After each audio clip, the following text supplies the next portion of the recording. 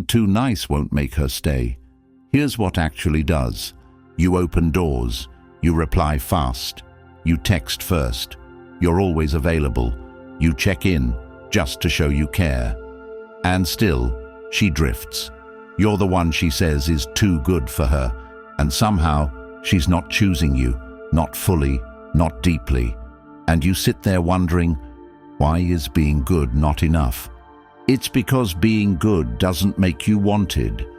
What makes someone want you is who you are when you stop proving your worth, when you stop giving out your presence like a free sample, when you stop turning your heart into a doormat.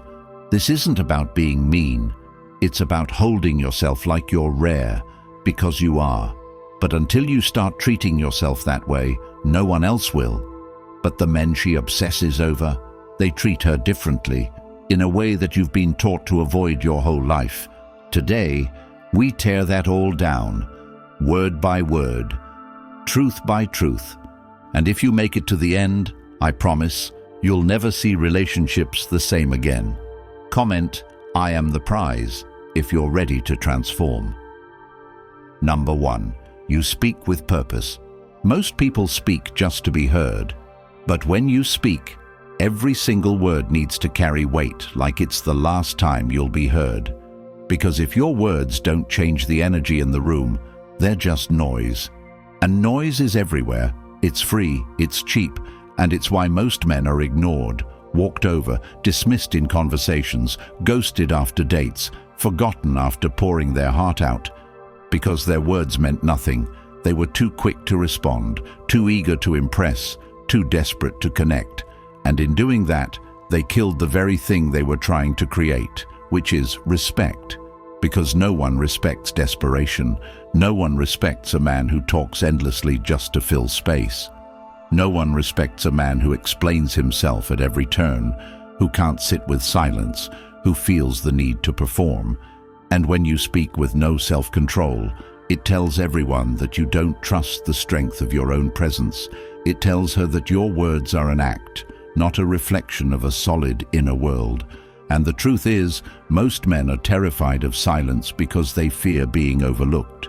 So they overcompensate. They overshare. They ramble, trying to win someone over with words when their presence alone should have said enough. And this is the test most don't even know they're failing. So if you've ever walked away from a conversation thinking you said too much, it's because you did. If you've ever been ghosted after pouring your heart out, thinking you were being authentic, you weren't. You were trying to be accepted, and she could feel that. Because people don't chase what's fully revealed too soon. People don't chase what they feel they've already figured out.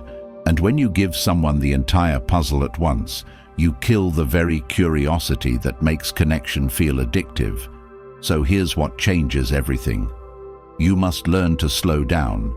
You must learn to leave pauses in your conversations, not as a tactic, but because you've trained yourself to be okay with being misunderstood, to be okay with not being approved of instantly, to be okay with saying what needs to be said and then letting it sit.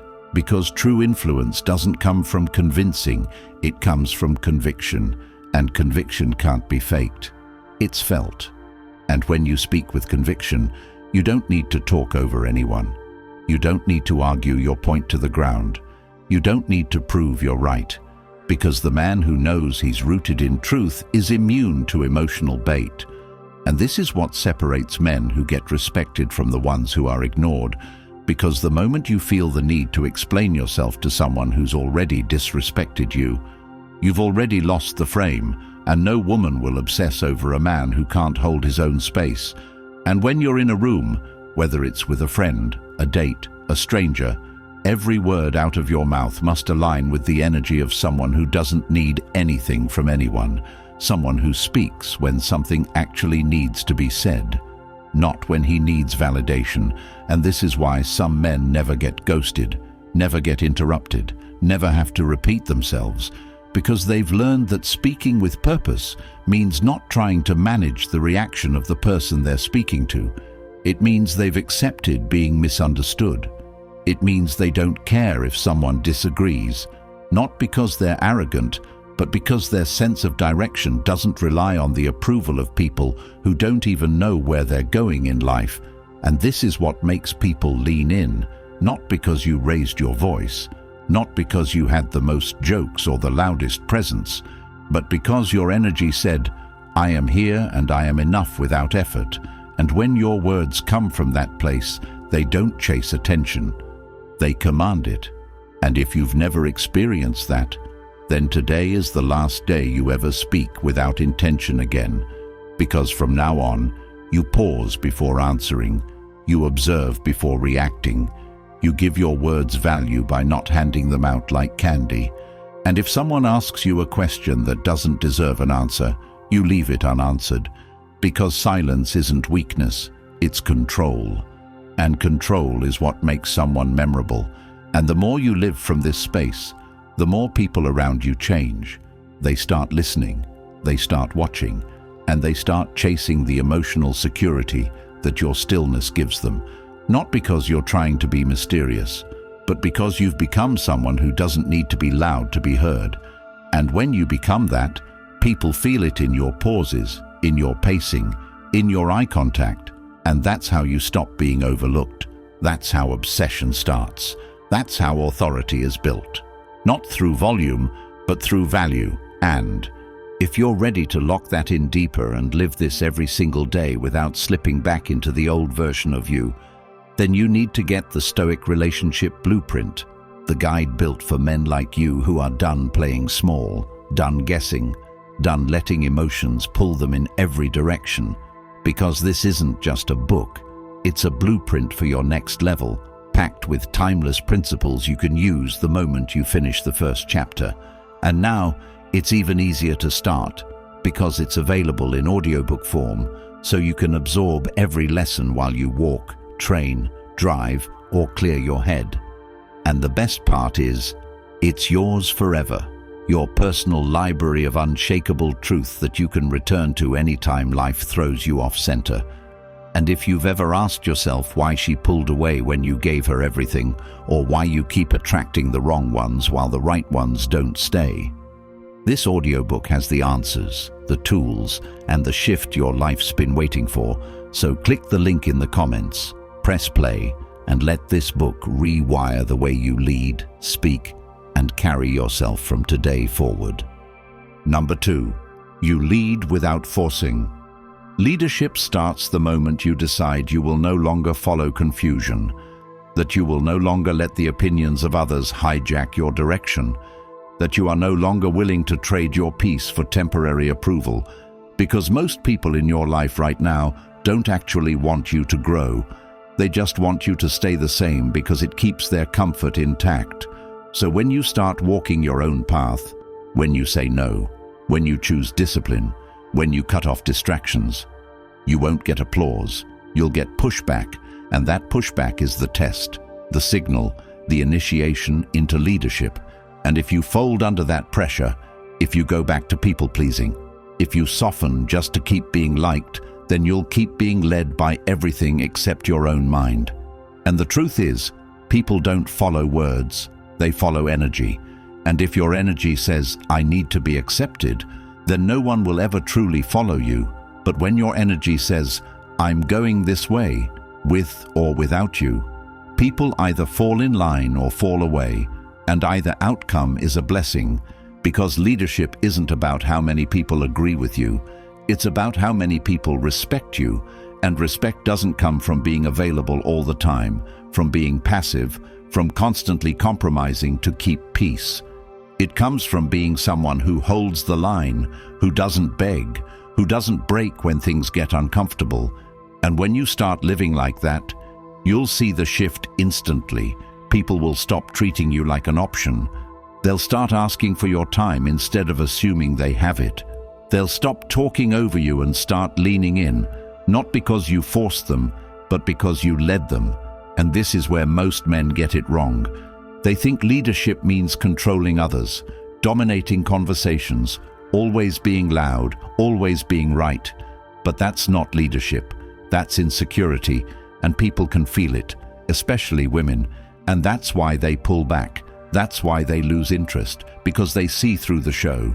They feel when your confidence is forced, and the more you try to prove you're in control, the more obvious it is that you're not, because true control is quiet. It doesn't need attention. It doesn't seek validation. It doesn't crumble under rejection. And when you lead from that place, from that inner clarity, everything begins to change.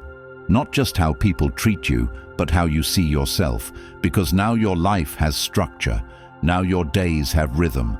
Now your decisions aren't random reactions to how others feel. They're rooted in who you've decided to become. And this is where discipline begins. Not in the gym, not with money, but with decisions, small ones, repeated daily, with no audience, no applause, no recognition, just you, building a foundation so solid that nothing shakes it. Not the silence of being alone, not the temptation of short-term pleasure, not the voice in your head that says, take the easy way, and when someone enters your life, they don't shake your direction, they join it, they align or they leave, but they don't lead, because you already know where you're going. And if you don't know where you're going, then nothing else matters. You'll keep drifting from job to job, from relationship to relationship, from mood to mood, hoping someone else gives your life meaning. And that's not just unattractive, it's dangerous, because the moment you make someone else the source of your direction, you give them the power to destroy your stability, and they will, not always intentionally, but eventually, because no one should have that much control over your identity. So if you've been waiting for someone to support you before you act, if you've been waiting for a perfect moment to take the lead in your own life, understand this: no one is coming to save you. No one will give you permission to lead. You have to take it quietly, consistently, daily, and the first step is deciding that from this day forward, you no longer negotiate your direction with anyone who isn't moving forward themselves. Because people will always try to make you doubt yourself when you stop being easy to influence. They'll say you've changed. They'll say you're selfish. They'll try to guilt you back into the role of the agreeable nice guy who never says no. But the truth is, leadership requires loss. You will lose friends, comfort, even relationships. But what you gain is worth more than anything you lose: your self-respect, your direction, your power. And the moment you become the man who chooses vision over validation, your life starts attracting things you used to chase. People start following your pace instead of pulling you off course. And this is where obsession begins, not because you asked for it, but because leadership is rare and people crave what's rare. So stop over-explaining, stop apologizing for being focused, stop shrinking just to fit into rooms that no longer deserve your presence, and instead take the lead, because your future depends on it. Number 3, you respect yourself first. Respect isn't something you ask for, it's something you demand through your behavior.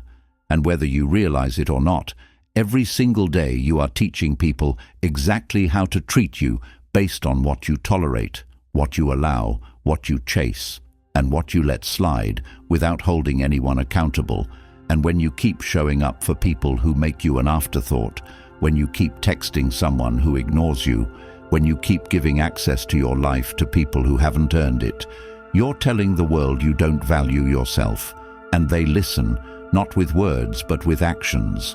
So when you wonder why people flake on you, why they lose interest, why they stop trying, it's because you've already made it clear that you'll accept the bare minimum as long as it means you won't be alone. And that's the truth. Most won't admit to themselves because the idea of sitting in silence, of being alone with their own thoughts, of actually facing the reflection of the life they've allowed themselves to accept is too terrifying. So they keep chasing, they keep giving, they keep lowering their standards, hoping someone will see their worth through sacrifice. But sacrifice without value is self-destruction. And if the only way you can keep someone is by constantly proving you're worthy of their time, then you were never truly respected to begin with. Because real respect isn't earned through desperation. It's maintained through self-discipline. And this is where your entire mindset must shift. Instead of asking why she's not treating you better, ask yourself why you're still allowing it. Instead of wondering when she'll realize your worth, realize that she doesn't need to. Because the moment you respect yourself enough to walk away from disrespect, you win. And that win isn't external, it's internal. It's the kind of win that builds your character, the kind that teaches you that being alone is 1,000 times better than being drained by someone who only sees you as an emotional vending machine. And every man who's ever been deeply disrespected in a relationship had a moment where they saw the red flags, where they felt that gut instinct, where they knew they were giving too much and receiving too little, but they ignored it. They made excuses. They told themselves, she's just busy, she's just confused, she's just having a rough time. And in doing that, they signed a silent agreement to be taken for granted, and that agreement doesn't expire until you cancel it with action, not with talk, not with empty threats, but with cold, calm, unwavering action. The kind where you don't argue, don't announce your boundaries, don't beg for change, you just leave. Because people respect what they lose when they didn't expect to. And if you've ever been in a position where you stayed longer than you should have, where you gave more than you received, where you tried to fix something that was clearly broken, understand this. The reason you stayed wasn't love. It was fear. Fear of starting over, fear of being alone, fear of feeling like all the time and energy you gave was for nothing. But the truth is, it wasn't for nothing. It was a lesson, and the lesson is this. Never again will you let someone treat you like an option while you treat them like a priority. Never again will you give all of yourself to someone who hasn't even proven they deserve a piece of your time. And never again will you trade your peace for potential, because potential is worthless if it doesn't show up in reality. And if she says she'll change but never does, if she says she cares but keeps hurting you, if she says you mean something but treats you like nothing, then it's not confusion, it's clarity, and the only thing that's missing is your courage to act on it. So what does self-respect actually look like in action? It looks like keeping your word to yourself even when no one is watching. It looks like choosing to walk away from drama even when your emotions are screaming for closure. It looks like deleting the number, unfollowing the account, blocking access to your peace not out of pettiness, but out of protection, because your energy is sacred, and once you start treating it that way, people will too. It looks like having standards so clear that you don't need to explain them. People feel them the moment they enter your life. And it looks like not explaining your worth to anyone, because people who truly see it don't need a presentation, they just know. And when you finally reach the point where your peace, your growth, your goals come before any relationship, you become untouchable. Not in a loud, cocky, arrogant way, but in a grounded, peaceful, self-contained way that radiates strength without effort. And that's what pulls real respect, real loyalty, real admiration. Not because you asked for it, but because you became the kind of man who naturally receives it. So from today, you set the standard. You don't lower yourself to be seen. You don't chase anyone who walks away. And you don't entertain disrespect disguised as just being emotional. Because the moment you accept excuses for behavior that drains you is the moment you teach people how to keep doing it. And every time you give in, you're sending a message that your peace is negotiable, but it's not. Not anymore. Because once you've tasted what it feels like to wake up without anxiety, to go to bed without overthinking, to live your day without wondering if someone's mood will shift your emotional state, you realize that nothing is worth disturbing that kind of peace. And if that means being alone until someone comes into your life who respects your standards, then so be it. Because waiting in peace is better than suffering in chaos. And the moment you truly, deeply respect yourself, you stop chasing people who don't.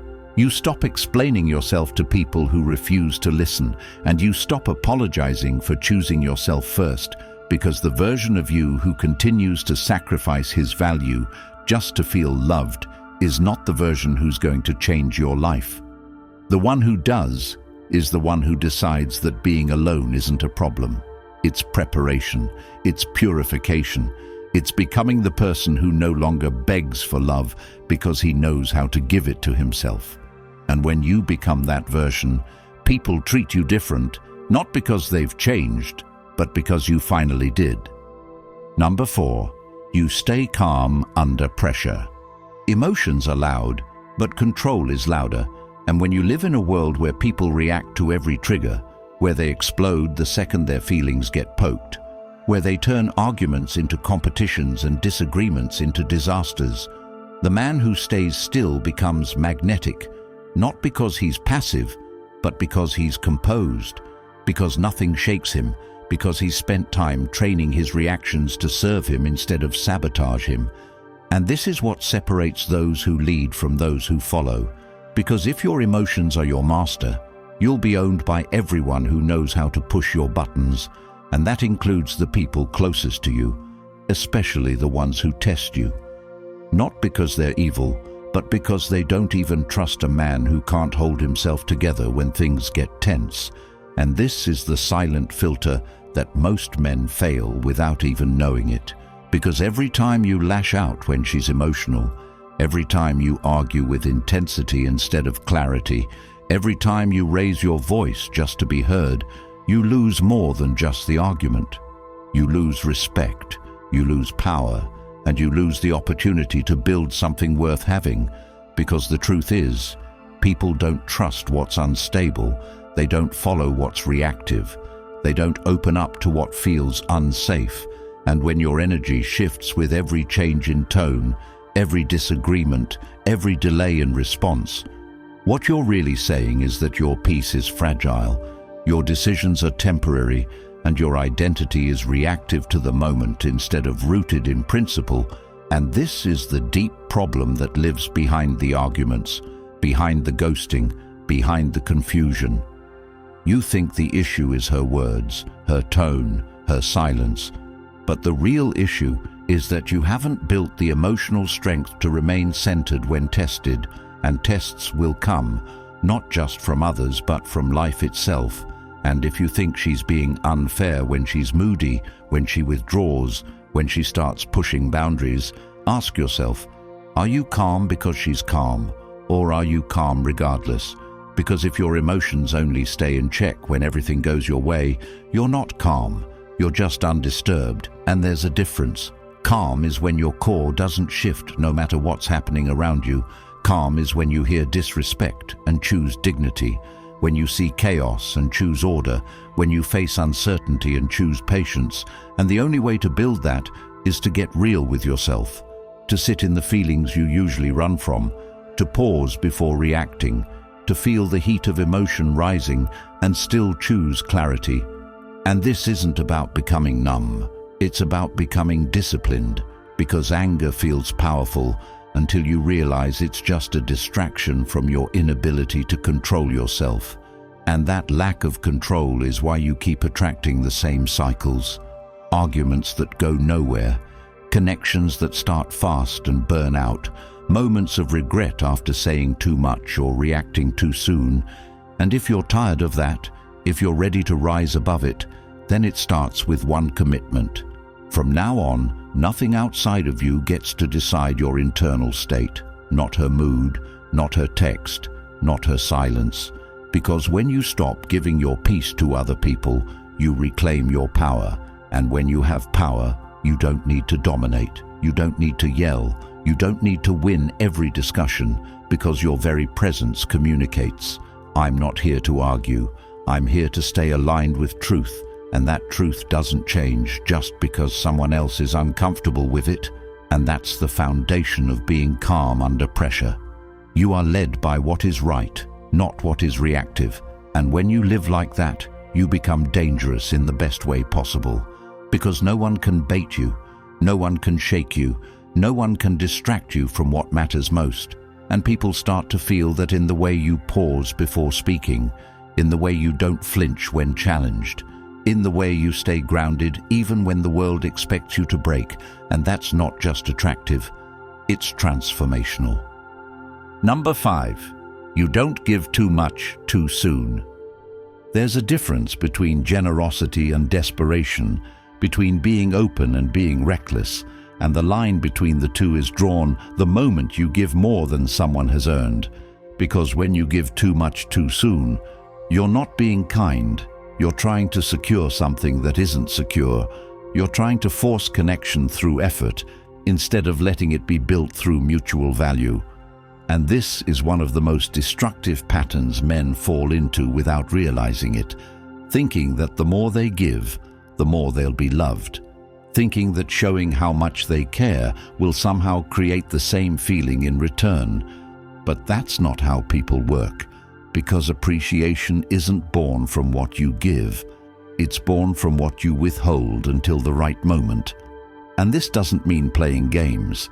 It means respecting the natural pace of value exchange, because when you give someone the ending before they've even earned the introduction, you're not building a bond, you're feeding a fantasy. And fantasies are always followed by disappointment. And if you've ever found yourself wondering why she pulled away right after you opened up, why she lost interest after you did everything right, why she started taking you for granted, even though you gave her the world, the answer is simple. You gave too much before she was ready to receive it. And instead of inspiring connection, you created pressure. And pressure kills desire faster than anything, especially when it's one-sided, and the problem is deeper than just texting too much or giving gifts. It's in the mindset that says, if I give more, I'll be chosen. And that mindset is rooted in lack, in the belief that who you are is not enough unless you're constantly proving your value, constantly performing, constantly making up for the fear that you might not be worth staying for. And that fear becomes a self-fulfilling prophecy, because people don't chase what's always available, they chase what's valuable, and value requires time, effort, consistency, not just from you, but from them too. And if you're doing all the giving, all the planning, all the initiating, and getting breadcrumbs in return, then you're not building a relationship. You're building a shrine to someone who hasn't even shown up yet. And shrines don't create intimacy, they create imbalance. So here's what changes everything. You must learn to hold back, not out of strategy, but out of self-worth, to give in doses that match the energy coming in, to let people earn deeper levels of you one step at a time, not because you're afraid, but because you're secure. And security doesn't rush, it doesn't flood. It doesn't give away the treasure just because someone asked nicely. It waits, it watches, it evaluates, and only then does it reward. And when you operate from that mindset, your whole life changes. Because now you're not begging to be seen, you're choosing who gets access, you're not hoping to be kept, you're deciding who stays. And that shift creates mystery, it creates depth. It creates a kind of intrigue that keeps people coming back, not because you're hiding, but because you're valuable, and people want to be part of what's valuable, but they don't want to be told everything on the first date. They don't want all your attention before they've shown any real investment. They want to feel like they earned the connection, and when they do, they respect it more. They hold it tighter, they value it deeper, and this is what you've been missing. Not love, not affection, not someone who understands you, but someone who's willing to match your energy without needing to be overfed with attention. And the only way to find that is to stop overgiving, to stop rewarding inconsistency, to stop performing emotional CPR on connections that are already dying. Because the right people don't need to be chased, they don't need to be convinced, they don't need to be constantly reminded of your value. They just show up, and they show up consistently, and when that happens, you'll know exactly how much to give and when to give it, because you're no longer giving from fear, you're giving from strength. Number 6, you stay on your mission. You were not made to orbit around another person's emotions. You were not born to adjust your rhythm every time someone else changes theirs. And yet this is the trap most people fall into. They begin with goals, with structure, with direction, and then someone enters their life and suddenly all of that dissolves. They start skipping workouts to respond to texts, delaying projects to soothe mood swings, changing plans to avoid arguments, and in doing so, they hand over the keys to their life's trajectory without even realizing it. And here's the harsh truth. The second you place someone else at the center of your emotional universe, you stop being the force and start becoming the follower. And no one, especially not someone who truly values strength, wants to follow a person who abandons themselves the moment affection shows up. Because that kind of affection is fragile, it's unstable, it's built on fantasy instead of foundation. And the foundation is your mission. The thing that doesn't disappear just because someone texts you late at night. The thing that doesn't fade just because someone says they miss you. The thing that pulls you out of bed when your body wants comfort and your mind wants validation. The thing that you do even when no one claps, even when no one thanks you, even when the people around you don't understand it, because your mission isn't for them, it's for you. And when you trade that for temporary connection, when you pause your grind just to chase someone who doesn't even value it, you lose more than time, you lose momentum, and momentum is the most precious resource you have, because once it's gone, it takes 10 times more effort to regain, and that's what nobody tells you, that the energy you waste chasing comfort is the same energy that could have built the life that made you unforgettable. And every time you choose distraction over direction, you move one step further away from the future you were meant to create. And if you've ever felt like you were on fire, like everything was clicking, like your days had purpose, and then suddenly it all fell apart the moment you got emotionally attached, it's not coincidence, it's consequence, because your focus got hijacked by your craving to feel wanted, and want is not the same as worth. You can be deeply wanted and completely disrespected at the same time. And unless your mission stays number one, you will keep falling into that cycle, where you feel like you have purpose until love walks in the door and convinces you to slow down. And that's not love, that's dependency disguised as romance. And if someone truly cares about you, they don't need to be your purpose. They want to support it. They want to walk beside it, not replace it, not distract you from it, not guilt you into choosing them over it. And if they do, then the choice is clear. Protect your mission because your future depends on it. And the reality is, most people don't have a mission. They have desires, they have feelings, they have fleeting dreams, but no structure. And when someone with no structure meets someone with direction, their instinct is to pull them off course, not maliciously, but naturally, because your focus triggers their insecurity, your drive highlights their drift, your consistency makes their inconsistency unbearable, and so they will pull, and they will distract, and they will ask you to slow down just so they feel better about their own lack of movement. And if you allow it, you will become them.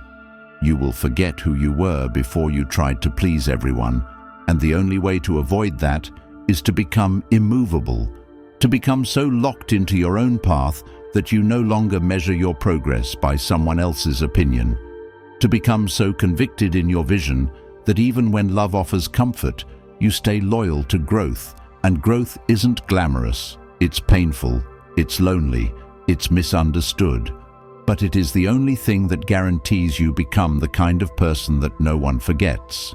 And this is what obsession is built on. Not muscles, not looks, not status, but depth.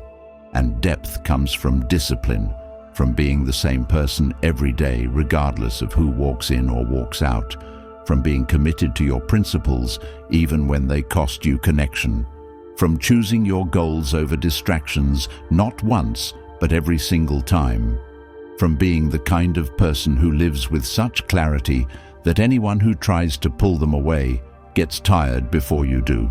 And when you become that, you don't chase approval. Approval chases you. You don't need to prove your worth. Your worth proves itself. You don't argue about what you're building because your results speak for you. And this is where peace lives, not in comfort, not in being chosen by someone else, but in knowing that every single day you are honoring the life you were meant to live, that your mission is moving, that your standards are non-negotiable, and that anyone who steps into your life must come correct or not come at all, because your time is not free, your energy is not unlimited, your attention is not cheap, and your presence is not a consolation prize. It's a gift, one that gets given only to those who understand what it took to become the person you are now. And the only way to protect that is to keep building no matter what, no matter who texts, no matter who doubts, no matter who leaves, because people will always come and go, but your mission stays. And if you don't protect it, you lose not just your goals, but your identity. And that's a price too high for any distraction, no matter how pretty it looks in the moment. So from this point forward, you stay locked in. You show up for yourself like no one else ever has. You stop making excuses, stop delaying, stop waiting for someone to believe in you before you act, and you build like your life depends on it, because it does. If you're still here, it means something deep inside you knows you've been living beneath your potential, because no one ever handed you the truth until now. Society doesn't want you grounded, focused, and powerful. It wants you distracted, reactive, and dependent. That ends today. The Stoic relationship blueprint was built to flip that, packed with timeless principles that will rewire how you lead, speak, and get respected in every relationship. And now it's available as an audiobook, so you can absorb this life-altering wisdom while walking, lifting, even just clearing your head. The link's in the comments. Get it now, own it forever. If you're ready to never be the same again, comment, "I choose truth," like the video, and subscribe to help this message reach the men who need it most, before they waste another year chasing people who were never worth it.